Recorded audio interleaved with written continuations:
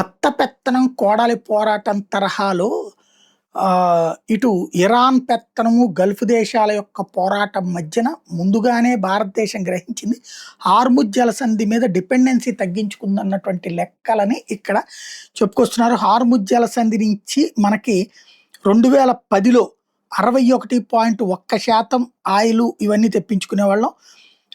అదే సందర్భంలో డార్డన్లెస్ ప్రాంతాలు అంటే ఇక్కడ మిగతా ప్రాంతాల నుంచి 7.9 ఒకవైపు, 27.8 ఇంకోవైపు కేప్ ఆఫ్ గుడ్ హోప్ వైపు నుంచి తీసుకొచ్చేటటువంటిది. ఇప్పుడు 2021కి వచ్చేటప్పటికి 61%కి తగ్గింది. 2022కి వచ్చే 49.3% తగ్గింది. 2023కి వచ్చేటప్పటికి 35.2% తగ్గింది. 2024కి వచ్చేటప్పటికి 32.9% తగ్గింది.